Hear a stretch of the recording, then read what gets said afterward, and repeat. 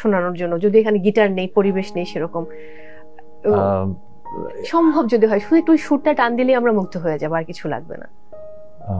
আজকে না গাই, আমি একটা এই স্টোরিটা কখনো বলিনি, হ্যাঁ আজকে একটা স্টোরি বলি। Please please please.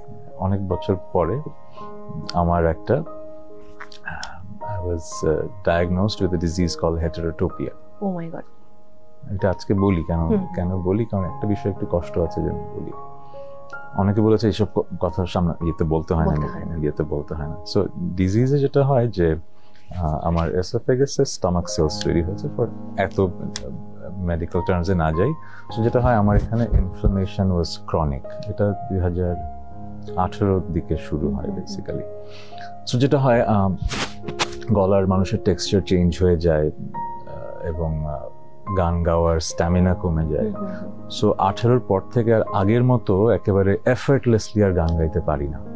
দীর্ঘ 6 বছর ধরে কণ্ঠনালীর বিরল রোগ হেটেরোটোপিয়ায় আক্রান্ত জনপ্রিয় কণ্ঠশিল্পী এবং অভিনেতা তাহসান খান। এই রোগের কারণে তিনি আর কোনোদিন গান গাইতে পারবেন না। তারপরেও তিনি যদি জোরপূর্বকভাবে গান গাওয়ার চেষ্টা করেন, তাহলে তিনি তার কণ্ঠস্বরও হারাতে পারেন বলে জানিয়েছেন এই জনপ্রিয় কণ্ঠশিল্পী নিজেই। তাহসান খান আরও জানান, এই সমস্যায় গলার কাঠামো পরিবর্তন হতে শুরু করে। শুরু হয় নানা ধরনের জটিলতা, যা গান গাওয়ার মনোবল ভেঙে দেয়। দিন যত পার হচ্ছে গান গাওয়ার সক্ষমতা হারাচ্ছি। গত 6 বছর ধরে সেটা একটু একটু করে বুঝেছি। প্রথমে খুব ভয় পেতাম, মনে হতো আর গান গাইতে পারবো না। রোগটির চিকিৎসা সম্পর্কে তাহসান বলেন, দীর্ঘ সময় ধরে চিকিৎসা চলছে। জীবনযাত্রায় যেমন পরিবর্তন এনেছি, তেমনি এনেছি খাদ্যাভ্যাসেও। জানি না ভবিষ্যতে কি হবে। নিজের এই অসুস্থতা নিয়ে আফসোস করে বলেন, এমন অনেকবারই হয়েছে। সাধারণত আমি যেভাবে কনসার্টে পারফর্ম করি সেভাবে করতে পারিনি অসুস্থতার জন্য। তবে আমি সত্যি সৌভাগ্যবান, এতে শ্রোতাদের ভালোবাসা কখনো কমেনি। এ সময় ভক্ত এবং শ্রোতাদের উদ্দেশ্যে তাহসান বলেন, আমার জন্য আপনারা দোয়া করবেন, রোগটি যেন আরো বেশি আমায় না ভোগায়। গলার সমস্যার কারণে আমি এখন আগের চেয়ে কনসার্ট আর লাইভে গান গাওয়া কমিয়ে দিয়েছি। এই কনসার্ট আর লাইভে গান গাওয়ার পরিমাণ যদি আরো কমতে থাকে, তবে আপনারা বুঝে নেবেন আমার সমস্যাটা আরো বেড়ে গেছে। গান গাওয়ার মতো অবস্থায় আমি আর নেই।